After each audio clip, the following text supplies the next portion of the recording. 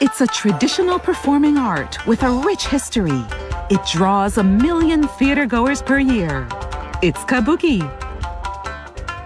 Explore this art with Kabuki actor Nakamura Kazutaro on Kabuki Cool. Today's theme is ukiyo-e. We look at the relationship between kabuki and these famous Japanese prints.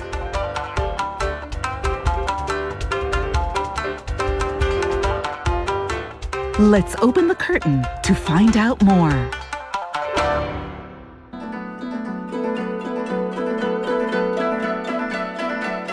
Hi, I'm Haruka Christine. I've learned so much about kabuki and how wonderful it is while doing Kabuki Cool. But the more I learn, the more I realize how much I don't know. Today, our theme is Kabuki and Ukiyo-e pictures. Let's explore them together with our guide, Kabuki actor Nakamura Kazutaro. Hello. Hello, I'm Nakamura Kazutaro. A very large picture has appeared. Do you recognize it, Haruka-san? Of course. It's a famous Hokusai work. Yes, it's The Great Wave from Katsushika Hokusai series called 36 Views of Mount Fuji. It's a very powerful image. The wave is just about to crash down. Kabuki is a well-known part of Japanese culture. And so is ukiyo-e. I'm sure most people are familiar with it. Yes. There were many genres to ukiyo-e prints, landscapes like this, portraits of famous beauties.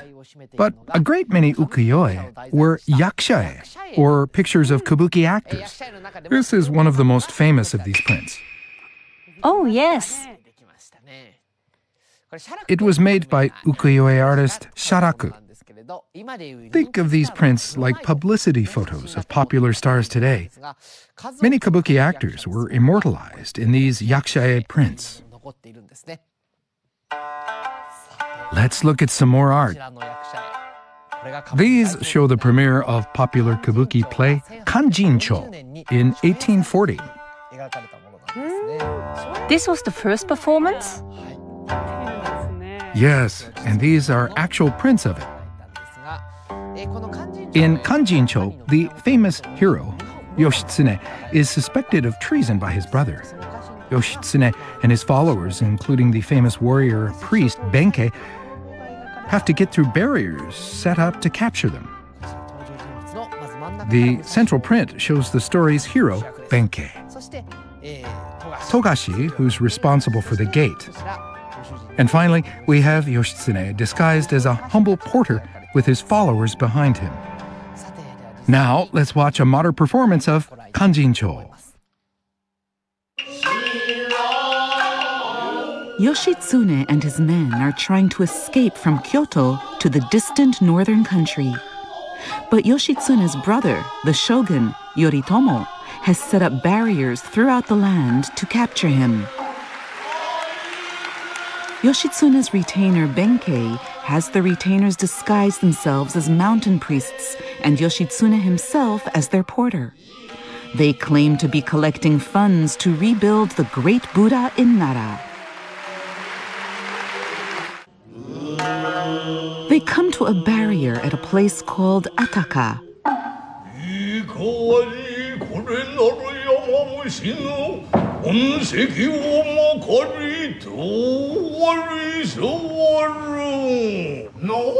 But Togashi, the barrier keeper, refuses to let them through. He says that real mountain priests must have an official subscription list.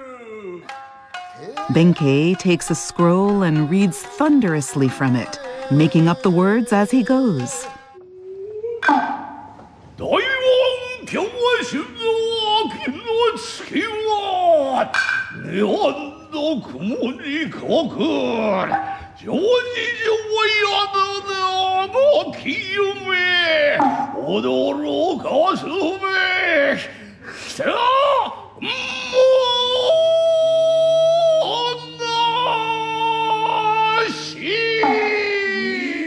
Still not convinced. Togashi questions Benkei on fine details of mountain priests. 手やまぶしのいでたちはすなわちその身を不動明の尊用にかたどるな期待にいただく時のいかにこれのうちの王冠にして十に因縁の日だがたってこれをいただかけたる今朝は山泥の高貴の鈴かけ足にまといし幅きないか泰造国直の幅きとしょますさてまたやつのわらんずはよごと蓮華を踏むな心であいでいる生きは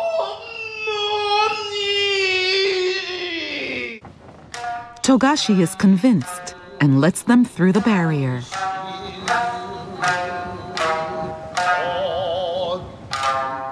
But Togashi's retainer sees that the porter looks like Yoshitsune.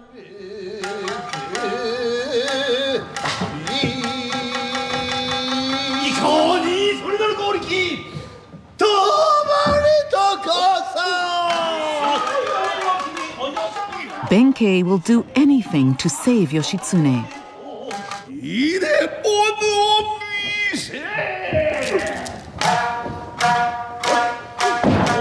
Benkei beats him to prove he is only a porter.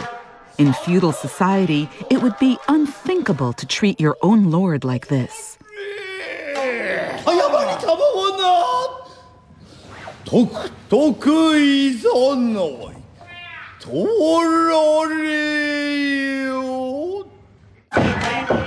Moved, Togashi lets them through the barrier, even though he knows it is Yoshitsune.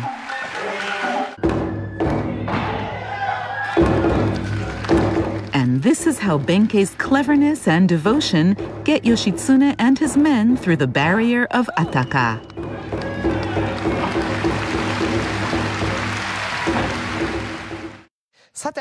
Okay, Haruka-san, let's take another look at this ukiyo-e. Focus on the costumes, especially the one of Benkei. It's different from the one we just saw. He's not wearing black. This costume has stripes. Kanjincho actually began as a no play called Ataka. In Ataka, Benkei wears this striped costume. Danjiro IX, the son of Danjiro VII, who played Benkei for the premiere, wore a black costume, and that is the outfit that we use today. Interesting. Ukiyo-e shows us how kabuki has changed over time. Exactly.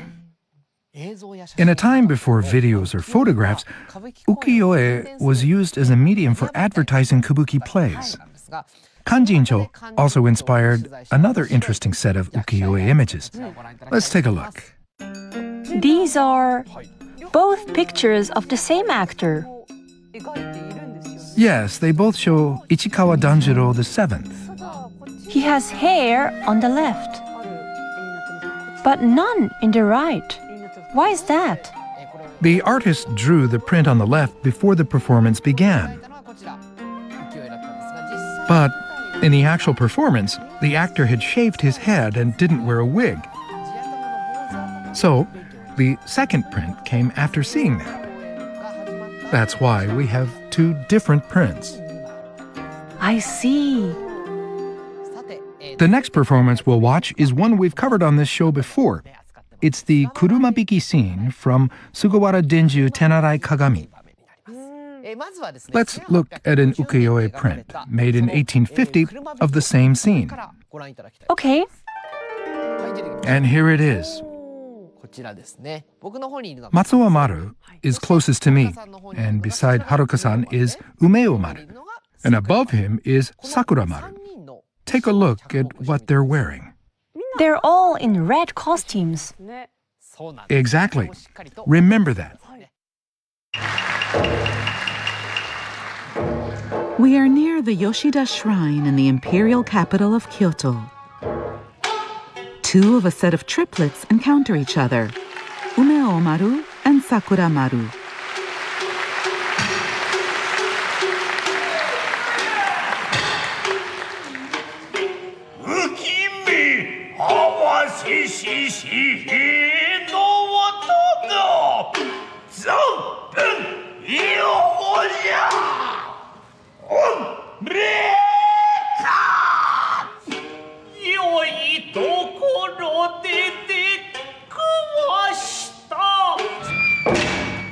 The carriage of the villain Shihei comes thundering down the street, and with it comes the third of the three brothers, Matsuo-maru, who serves Shihei, the man responsible for the exile of the man that Matsuo-maru's two brothers follow.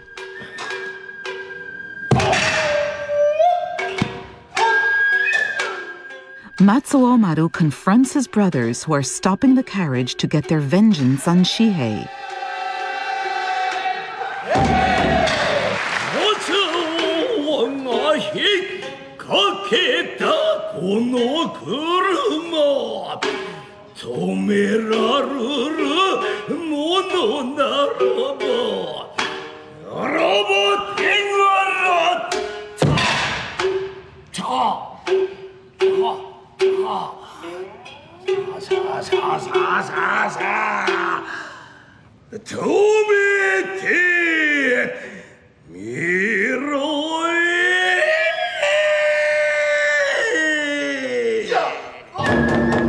The triplets are on opposing sides, and the fight begins.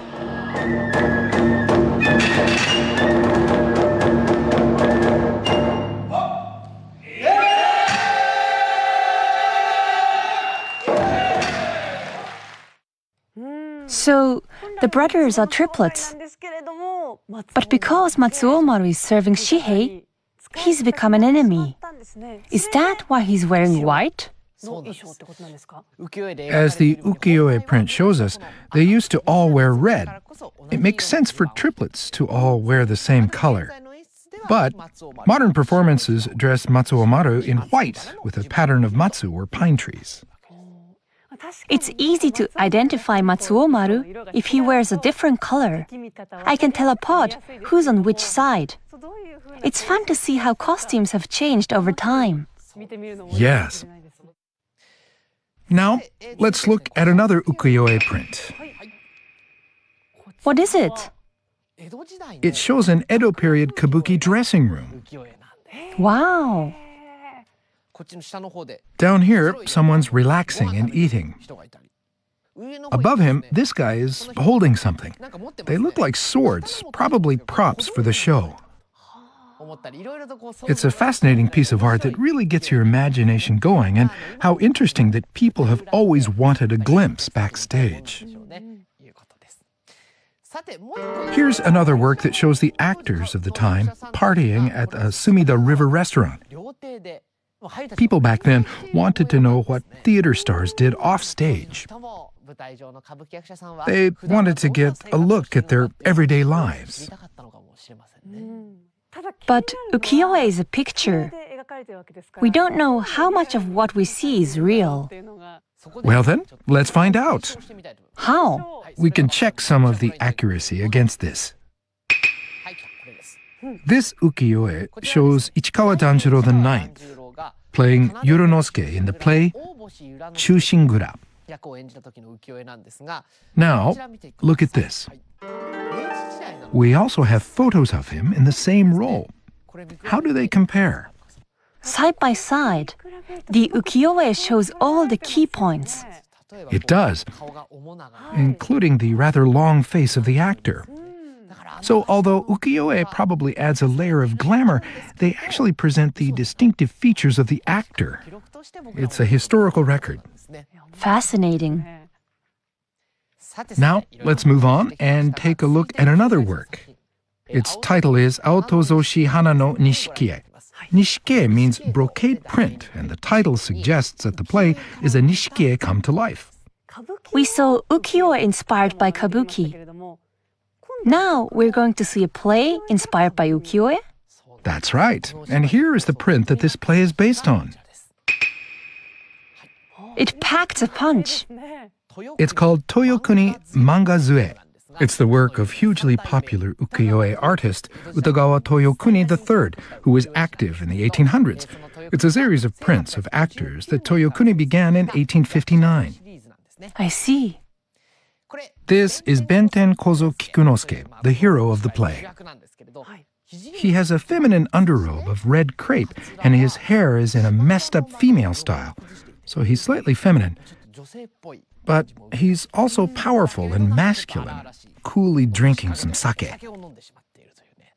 There is a tattoo on his shoulder. Yes, Benten is all the more attractive for his ambiguous gender.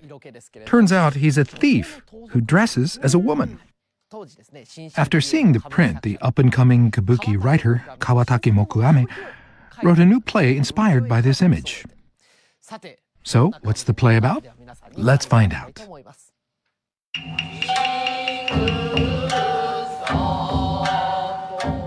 Princess Senju is on an outing to Hasedera Temple.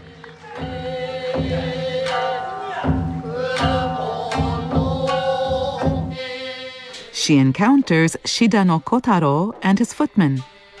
She was supposed to marry Kotaro, but he has long been missing. お家没落なされた志田左衛門様のご子息小太郎様というお方だ。But the two men are actually thieves. The man posing as Kotaro is the thief Benten Kozo. Kotaro's family had sent a precious incense burner to seal the engagement, and now the princess returns it. 家の宝の胡蝶の香合わしがしっかり預かりましょう。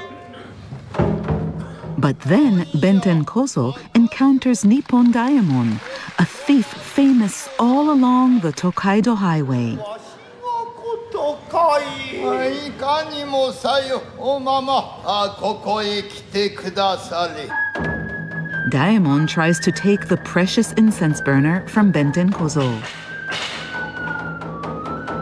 Benten Kozo tries to resist, but he is no match for Nippon Daimon and is easily defeated. どうで一だ死ぬからだ。さあすっぱりとやってくんね。命を取らぬその代わりこの大右衛門の手下になれ。 いかにも手下になりやしょう。 Eventually, stolen treasures and money bring together 5 thieves.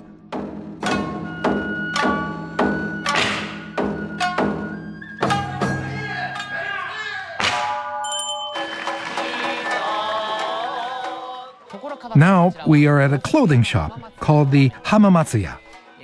Benten Kozo poses as a girl from a good family, and Nango Rikimaru poses as the girl's footman. They say she has come for some things for her bridal wardrobe. 呉服店にござります。超友禅でございますが、これなどはいかがでございましょう。これにしましょう。はい、さようでございますか。Benten Kozo purposely makes it look like the girl is stealing some cloth.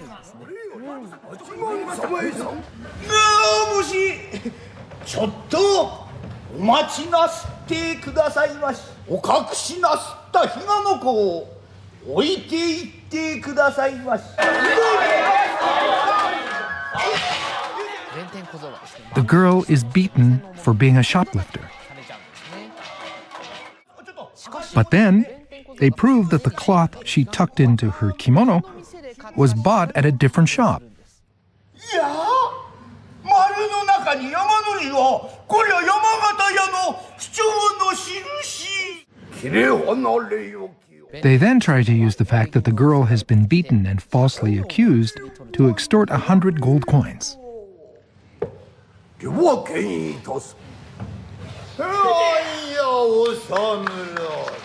But then, a samurai appears from the back of the store.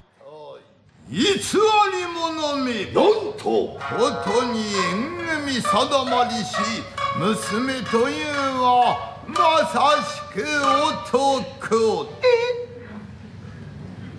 なんで私を男とはいえ男であろう。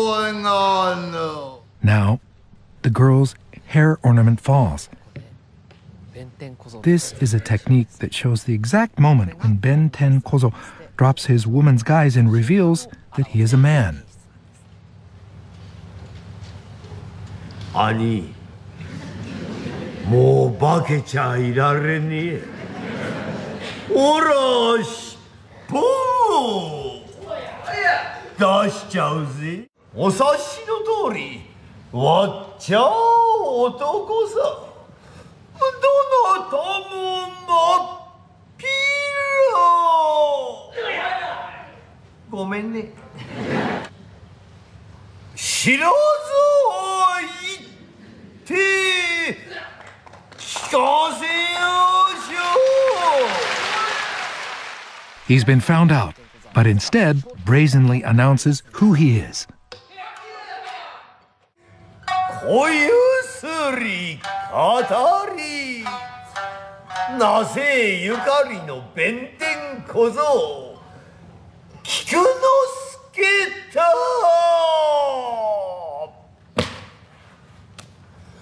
俺がこうだ。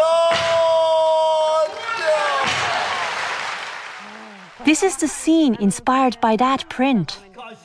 Looks great, doesn't it? And when he takes down the kimono and exposes his tattoos, it looks just like the print. How amazing that a whole play was created around this one image of Benten Kozo. Wow. Kawatake Mokuame had a lot of imagination. He obviously enjoyed exploring new ideas. So what's next in the story? Many scenes are like a moving ukiyo-e, a testament to the beauty of kabuki. Let's watch a classic scene. Finally, the 5 thieves are on the run, and they assemble on a riverbank to escape by boat. They don't back down when they meet men sent to capture them.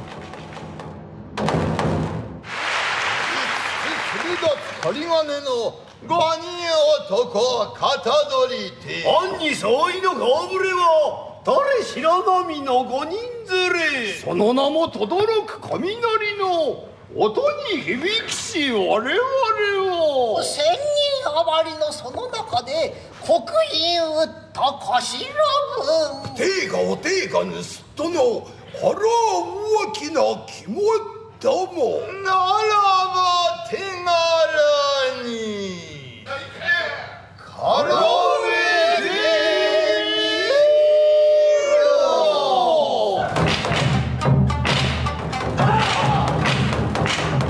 They challenge the arresting men and then escape their separate ways, promising to meet again.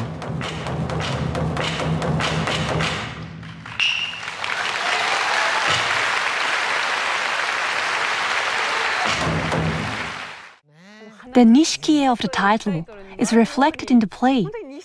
It's very beautiful. What amazing costumes! We have a yakusha print of the 5 leading actors of the premiere in 1862. Let's take a look. Here it is. They're all attractive. It's great to see them all at once. You get a sense that these actors were like pop stars today. They all have enormous presence. Now, here are the costumes that we just saw in performance. Each pattern was chosen to suit its character. Let's get a closer look. Let's start in the middle. This was worn by Tadanobu Rihe and features clouds and a dragon. This is Akaboshi Juzaburo. Akaboshi, or red star, is a reference to Venus, or the morning star. His pattern is stars and hens. And on the far left is Nango Rikimaru, whose pattern features lightning and daiju. Daiju are fictional animals who descend to the earth when it thunders and then cause mischief. How interesting. Each character is reflected in his costume. That's right. The very first actor to play Benten Kozo was Ichimura Uzaemon XIII. He was only 19 at the time and later took the name of Onoe Kikugoro V. Yes. Benten Kozo became Onoe Kikugoro's most famous role. Sadly, he passed away in 1903, which is when this ukiyo-e was made. This is part of a genre of yakusha-e known as shinie, or death prints. They were commemorative portraits made when a kabuki actor died. They served the role of an obituary notice in the newspaper. It shows him dressed as Benten Kozo. That's right. Benten Kozo was Kikugoro's star role and his final role, so they drew him in that costume for his shinie. I see. We've looked at lots of ukiyo-e today. Interesting, right? Do any of your family appear in ukiyo-e? Actually, yes, there are. Here, take a look. Okay. Take a look at the white-haired old lady near you, Haruka-san. That's the one. This is my ancestor, Nakamura Kanjaku III. His son, Nakamura Ganjiro I, became the founder of my family. Amazing. Even before photos, pictures like this still remain and show us a piece of history. It feels very personal to me. I'm sure. We've explored the relationship between kabuki and ukiyo-e today. Any thoughts, Haruka? Next time I see ukiyo-e in a museum or a gallery, I'll think about how they connect to kabuki. It'll add a different dimension to it. In fact, there are many ukiyo-e in collections abroad. So, wherever you are, see if you can look at some ukiyo-e prints near you. And take a moment to think about kabuki. Please visit our website. There are lots of explanations of kabuki. You can also see videos with a digest of the program. You can ask Kazutaro-san questions. Send us lots of questions and comments. We look forward to receiving them. Okay then. It's time for our ending. Let's try kanjincho. Got it. 本日はこれぎり